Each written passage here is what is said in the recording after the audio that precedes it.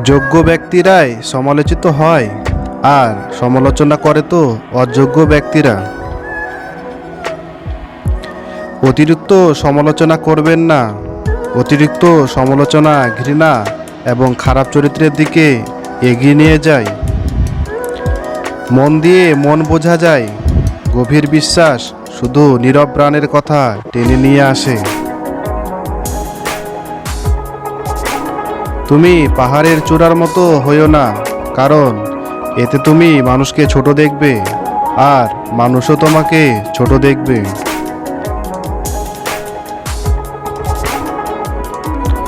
সব কিছু জানা তোমার জন্য আবশ্যক নয়, কিন্তু যা কিছু বলছো তার সবটুকু সম্পর্কে জ্ঞান থাকা আবশ্যক।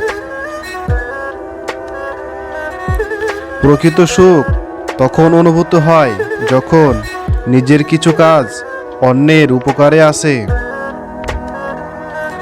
জীবন তোমাকে যেটা দিয়েছে সেটা নিয়ে সন্তুষ্ট থাকো। জীবন বড় বৈচিত্র্য।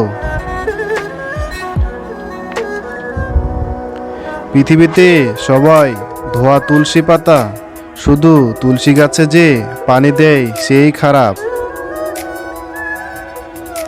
মুখোমুখি সত্য বলা মানুষগুলো সবার অপ্রিয়ই হয়। স্ত্রীর সঙ্গে বিরক্ত করে লাভ কি? আঘাত করলেও কষ্ট, আঘাত পেলেও কষ্ট।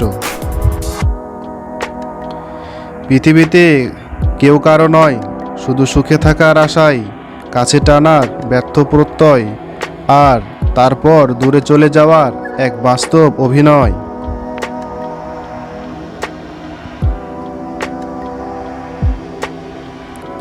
কাউকে অনুসরণ করো না, তবে সবার থেকে শিক্ষা নাও।